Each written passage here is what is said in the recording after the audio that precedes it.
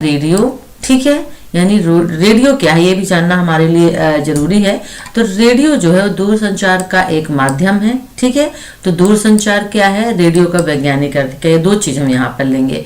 फिर इसके बाद दूसरा हमारा जो क्वेश्चन होगा वो होगा रेडियो तथा जनसंचार के अन्य माध्यम कौन कौन से हैं, लिखित, मुद्रित, सिनेमा, ठीक है, रेडियो, टेलीविजन, ये सभी चीजें। इसके बाद तीसरा क्वेश्चन लेंगे कि रेडियो भौतिकी तथा प्रौद्योगिकी, ठीक है, रेडियो भौतिकी तथा प्रौद्योगिकी के अंतर्गत कौन कौन सी चीजें आती हैं, तो वो सब हम यहाँ पर ये चीजें देखेंगे, राइट। ज्यादा नहीं लेंगे, टाइम बहुत कम है, तो सिर्फ और सिर्फ एक इम्पॉर्टेंट जो चीजें हैं वो हम आपको पढ़ाएंगे, ठीक है। अब यहाँ पर यदि रेडियो का अर्थ आप देखेंगे तो कहीं पे भी आपको रेडियो का अर्थ इतना नहीं मिल पाएगा। अब यहाँ पे रेडियो शब्द का अर्थ जिन अर्थों में हम आमतौर पर उपयोग करते हैं वह रेडियो सेट का संक्षिप्त रूप है, यानी रेडियो रिसीवर, रेडियो सेट, और इन्हीं संक्षिप्त शब्दों से हम अपने अर्थ प्रकट करते हैं। तो रेडियो यानी दूरसंचार का एक माध्यम होता है। दूरसंचार का मध्यम अर्थ क्या हो जाता है, तो दूरसंचार का अर्थ दूर यानी कि जो दूर रहता है, और संचार यानी कि आदान प्रदान करना दूर की चीजों को। अब दूर की चीज है तो एक जगह से दूर की चीजों को या एक चीज को एक स्थान से दूसरे स्थान पे, तो दूर ही तो हो गया ना, एक स्थान से दूसरा स्थान, दूर डिस्टेंस हो गया। तो जब हम किसी भी चीज को एक स्थान से दूसरे स्थान, एक बिंदु से दूसरे बिंदु पर पहुंचाते हैं तो वो क्या कहलाता है, दूरसंचार कहलाता है, संचार कहलाता है, ठीक है। दूरसंचार क्या है, तो संचार का अर्थ है कि एक स्थान से दूसरे स्थान, यूं कहीं कि एक बिंदु से दूसरे बिंदु तक पहुंचना या पहुंचाना। एग्जाम्पल के तौर पे यहाँ पे दिया हुआ है, तो आप एक एग्जाम्पल रट लीजिए, याद कर लीजिए, माइंड में बिठा लीजिए कि गैस स्टोव पर रखा तवा रोटी को ताप पहुंचाता है, ठीक है। यह भी संचार और सूर्य अपनी किरणों से धरती पर पड़े किसी पदार्थ को गर्म कर देती है, और यह भी संचार ही है, ठीक है। दूसरा उदाहरण ले लेते हैं, ठीक है, कि ताप और ऊष्मा का संचार और दूरसंचार। कागज पर लिखकर अपने घर में अपने बेटे को कुछ पढ़ने के लिए कहता हूं तो यह संचार है, और यही कागज कबूतर के गले में बांध कर मिलों तक पहुंचाया जाए तो दूरसंचार हो गया। संचार का मतलब एक स्थान से दूसरे स्थान अपनी बात को पहुंचाना, अपनी बात को कहना संचार हो गया। लेकिन जब एक स्थान से दूसरे स्थान पर चला जाता है, वो दूर हो जाता है, तो दूरसंचार हो जाता है, ठीक है। अब यहाँ पे सोच लीजिए कि किसी मित्र को बुलाना है तो आप आवाज लगाते हैं, वह थोड़ा दूर तो हो जाता है, और जोर से आवाज लगाते हैं, लेकिन वह अगर मिलो दूर हो तो आपकी आवाज वह नहीं पहुंच पाएगी। तो इसके लिए बिना किसी साधन के द्वारा हमें अपनी आवाज को पहुंचाना होगा, और ये साधन टेलीफोन हो सकता है, मोबाइल फोन हो सकता है, इंटरनेट हो सकता है, या फिर आपका रेडियो सेट हो सकता है। लेकिन रेडियो पर आवाज सुनवाने के लिए आपको किसी प्रसारण स्टूडियो का सहारा लेना पड़ेगा। तो ये है दूर संचार, ठीक है ना। अब जितने भी ऊपर हम उदाहरण देख चुके हैं, कौन कौन से, यहाँ पे मोबाइल फोन, इंटरनेट, टेलीफोन, ये सभी चीजें जो हम देख चुके हैं, सभी उदाहरण ध्वनि उपकरण के हैं, यानी ध्वनि के दूरसंचार हैं। तो ऊष्मा या ऊर्जा या ध्वनि को दूर तक पहुंचाना हो तो ये दूरसंचार कहलाते हैं। तो तीन चीजें, ऊष्मा, ऊर्जा या ध्वनि को दूर तक पहुंचाना हो तो ये दूरसंचार कहलाते हैं, और इनके लिए किसी माध्यम की आवश्यकता होती है। जैसे टेलीफोन माध्यम के लिए टेलीफोन एक्सचेंज होगा, टावर हम देखते हैं ना, मोबाइल के लिए टावर, हम सब चीज देखते हैं, टेलीफोन एक्सचेंज देखते हैं, टावर देखते हैं, जहाँ जहाँ देखिए आजकल घर घर के हर 15, 20 या 30 मकानों को छोड़ करके एक कॉलोनी में, हर एक कॉलोनी में आपको एक टावर मिलेगा। तो क्या होता है, मोबाइल के लिए होता है, ताकि नेटवर्क हमें मिलता रहे, ठीक है, लिए, और रेडियो की प्रसारण व्यवस्था।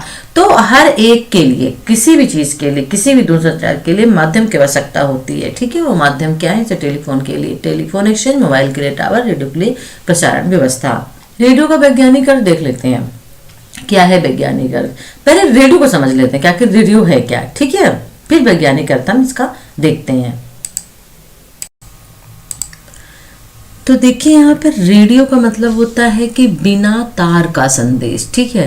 देखिए जनरली क्या होता है कि टेलीविजन वगैरह हम देखते हैं, या फिर हम टेलीफोन वगैरह यूज करते हैं, तो टेलीविजन में भी वायर होता है, टेलीफोन में भी वायर होता है, लेकिन रेडियो ही एक ऐसा दूर संचार का माध्यम है जिसमें वायर यूज नहीं किया जाता है, तो बिना तार का होता है, ठीक है। तो बिना तार का एक ऐसा संदेश जो आकाशवाणी के माध्यम से, रेडियो स्टेशन, इसमें हर बार आप कहीं भी इसकी मीनिंग पढ़ेंगे, रेडियो के अर्थ जब ढूंढेंगे पीडीएफ में तो पर्टिकुलर तो आपको नहीं मिलेगा, लेकिन हर एक में रेडियो स्टेशन का जिक्र जरूर होगा। तो एक ऐसा बिना तार का संदेश जो आकाशवाणी के माध्यम से रेडियो सेट या रेडियो सेट के माध्यम से भेजा जाता है, वो क्या कहलाता है, रेडियो कहलाता है। बस आप इतना भी लिख देंगे तो आपको नंबर मिल जाएंगे इसके अर्थ में, ठीक है ना। अब यहाँ पे रेडियो का वैज्ञानिक अर्थ दिया गया, जैसे देख लीजिए, अब यहाँ पर समझते हैं इस चीज को जो मैंने अभी आपको कहा, ठीक है ना। एक स्थान से दूसरे स्थान में, या बिना तार का संदेश, जिसमें हम अपने संदेश को एक स्थान से दूसरे स्थान में आकाशवाणी के या रेडियो सेट के माध्यम से भेजते हैं। आप इस तरह से भी लिख देंगे तो बहुत ही बेस्ट होगा। ओके, अब यहाँ पे देख लेते हैं वैज्ञानिक अर्थ में क्या समझाया गया। ये दिया गया है कि 10 किलोमीटर तक चलना है आपको। मान लीजिए हमें 10 किलोमीटर जाना है, लेकिन हमारी क्षमता 100 किलोमीटर जाना है, लेकिन हमारी क्षमता जो है सिर्फ 10 किलोमीटर तक की। चलना 100 किलोमीटर है, लेकिन हमारी कैपेसिटी जो है सिर्फ 10 किलोमीटर की है। अब यही होगा कि हमें तो बस में या किसी चीज में सवार होकर हम क्या करेंगे, वहां तक पहुंचेंगे, हम यात्रा करेंगे, यानी अपने 100 किलोमीटर को हम पूरा करेंगे। ऐसा भी हो सकता है कि हमारी कैपेसिटी 10 किलोमीटर है, तो हो सकता है अभी हम 10 किलोमीटर चल रहे हैं, 90 किलोमीटर हम किसी और के साथ में जाके पूरा कर ले, या 90 किलोमीटर हम अभी किसी गाड़ी वाहन के साथ कर ले और 10 किलोमीटर बाद में चल लें। लेकिन 10 किलोमीटर से ज्यादा हम नहीं चल सकते। क्यों? क्योंकि वो हमारी कैपेसिटी है। ठीक है, अब यहाँ पे इसको एक्सप्लेन किया गया है कि आपकी क्षमता 10 किलोमीटर चलने की और जाना 100 किलोमीटर है। तो इसमें ये कहा गया कि मान लीजिए आपको एक घोड़ा कोई उपलब्ध करा देता है, जिसमें आप सवार होकर 90 किलोमीटर तक जा सकते हैं, वहां पहुंचकर घोड़ा वापस ले लेता हूं और आप बाकी के 10 किलोमीटर पैदल चलते हैं, तो आपकी यात्रा 100 किलोमीटर संपन्न हो गई, जो मैंने अभी आपको कहा। ठीक है, यही रेडियो प्रसारण का सिद्धांत है। आप समझिएगा, यही रेडियो प्रसारण का सिद्धांत होता है। मैं स्टूडियो में बैठकर कुछ बोलता हूं और यह आवाज कुछ मीटर से आगे नहीं जा सकती, तब मैं आवाज को एक घोड़े पर बिठाता हूं जिसका नाम है कैरियर वेव। समझिएगा, कैरियर वेव वेरी इंपॉर्टेंट है। किसके लिए? रेडियो के लिए। और हवा में छोड़ देता हूं। प्रकाश की गति के समान तेज चलने वाली ये वेव यानी तरंग आसमान में उड़ती हैं और कहीं भी से पकड़कर इस पर से आवाज को उतार लिया जाता है और दूसरा व्यक्ति आवाज सुन सकता है। बहुत ईजी है। तो जो ये एक थ्योरी ऊपर दी गई है समझाने के पर्पज से कि 10 किलोमीटर की कैपेसिटी है और 100 किलोमीटर जाना है, तो क्या करना होगा भाई। रेडियो की कैपेसिटी मान लीजिए 1 किलोमीटर के दायरे पे है या 1 मीटर के दायरे पे है, जहां पे वो बात कर रहा है। ठीक है ना, सिर्फ जो लोग वहां पे बैठ के रिकॉर्डिंग कर रहे हैं स्टूडियो में, रेडियो सेट में, वो लोग ही सिर्फ सुन सकते हैं। लेकिन ये हमें तो एक पर्टिकुलर विशेष प्रदेश में सुनाना है, ऑल इंडिया लेवल पे सुनाना है, तो लोग कैसे सुन पाएंगे। तो इसके लिए यही कहा गया है कि मैं स्टूडियो में बैठकर तो बोल रहा हूं और जो मेरी आवाज होती है, ठीक है ना, क्योंकि कुछ मीटर से आगे तो नहीं जा सकती, वहीं के लोग सुन सकते हैं, लेकिन सुनाना तो हमें all India radio, all India level पे है, पूरे भारत में सुनाना है। तो हम क्या करेंगे कि मैं अपनी आवाज को क्या करता हूं कि उसे छोड़ देता हूं एक घोड़े पे बिठा करके, जिसका नाम क्या है, वो घोड़ा क्या है, कैरियर वेव है। घोड़े का नाम कैरियर वेव यहाँ पे रख दिया गया है और हवा में उसको छोड़ दिया जाता है। और ये हवा जो होती है प्रकाश की गति के समान तेज चलने वाली ये वेव तरंगे जो होती है, वेव यानी तरंग जो होती है, वो आसमान में उड़ती रहती है और जहां पे भी रेडियो जैसे आप ऑन करते हैं तुरंत उसे कैच कर लेती है और वो चलने लगता है। ठीक है, तो उस आवाज को दूसरा व्यक्ति, हम आप कोई भी सुन सकता है। ओके, तो इतना समझ में आना। करियर में भी याद रखिएगा। इसमें यहाँ पे एक बात और भी है कि लोगों में तौर पर रेडियो और ऑल इंडिया रेडियो आकाशवाणी को पर्यायवाची समझते हैं, लेकिन यह हर रेडियो प्रसारण का अपना एक विशिष्ट ट्रेंड नेम होता है। ठीक है ना, आइडेंटिटी होती है, अलग अलग नहीं है, ये एक एक है। पर्टिकुलर एक विशिष्ट जगह के लिए वर्ड यूज किए जाते हैं उनकी पहचान बनाने के लिए। जैसे वॉइस ऑफ अमेरिका, अमेरिका में रेडियो का प्रसारण। ठीक है ना, BBC ब्रिटेन में रेडियो का प्रसारण। रेडियो नेपाल, रेडियो नेपाल यानी नेपाल में रेडियो का प्रसारण। ठीक है ना, जैसे रेडियो नेपाल है, ऑफ नहीं लगाया तो रेडियो नेपाल हो जाएगा। रेडियो पाकिस्तान तो रेडियो पाकिस्तान। इस तरह से नाम के विशेष संस्थान बनाए गए हैं जो कि पर्टिकुलर देश को क्या करते हैं, प्रेजेंट करते हैं। ठीक है ना, और कुछ लोग क्या करते हैं, भूल भी कर जाते हैं कि रेडियो का प्रसारण को दूसरे के साथ जोड़ देते। जैसे कि मेरे एक मित्र ने कहा कनाडा में आकाशवाणी के तो बहुत सारे केंद्र, उनके कहने का था कनाडा में बहुत से रेडियो स्टेशन है। आकाशवाणी और ऑल इंडिया रेडियो भारत में शासकीय नियंत्रण में थे, अब जो है ये शासकीय नियंत्रण से मुक्त हो चुके हैं। ठीक है ना, तो भारत में टेलीविजन प्रसारण को दूरदर्शन कहा जाता है और हमारे देश में जो है रेडियो मिर्ची, रेड MF आदि निजी क्षेत्र के रेडियो को प्रसारण, अभी जो FM वगैरह चलते हैं हम लोग सुनते हैं, वो इसी के अंतर्गत आते हैं। ठीक है ना, अब तो हर एक सिटी के FM जो खुल गए हैं। ठीक है ना, सुनो सुनाए और बहुत सारे FM जो है हमारे, जैसे कि मैं यूपी की हूँ, अलीगढ़ से बिलोंग करती हूँ, तो यहाँ पे भी सुनो सुनाओ लाइव बनाओ कुछ ऐसे करके है ना, तो ये रेडियो से ही संबंधित होता है। ठीक है, तो वैज्ञानिक अर्थ हो गया। आपसे क्वेश्चन पूछ सकता है कि रेडियो सब क्या समझते हैं, रेडियो के वैज्ञानिक अर्थ को समझाते हुए क्या करना है।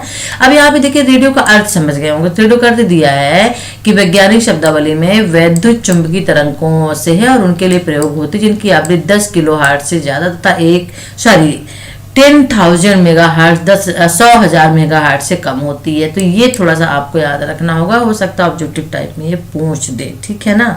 ओके, रेडियो तो जनसंचार के अन्य माध्यम देख लेते हैं, वेरी इंपॉर्टेंट है, ठीक है ना। लोगों तक पहुंचाना ही, अपनी बात को एक साथ से बहुत लोगों तक पहुंचाना जनसंचार कहलाता है। और इसके लिए क्योंकि इसके पहुंचाने के बहुत सारे साधन होते हैं और जिन्हें हम क्या बोलते हैं, माध्यम बोलते हैं। अब वो माध्यम कौन कौन से हैं, तो लिखित माध्यम हो जाता है, श्रव्य माध्यम हो जाता है, दृश्य माध्यम हो जाता है, ठीक है। साधन कौन कौन से हैं, टेलीफोन हो गया, दूरसंचार हो गया यानी टेलीविजन हो गया, रेडियो हो गया, सिनेमा हो गया, बहुत सारी चीज, बहुत से साधन है, पत्र पत्रिकाएं हो गई, ठीक है ना। तो रेडियो तथा जनसंचार के अन्य माध्यम ही वेरी इंपॉर्टेंट आपके लिए बन जाता है। सबसे पहले लेते हैं लिखित अथवा मुद्रित माध्यम।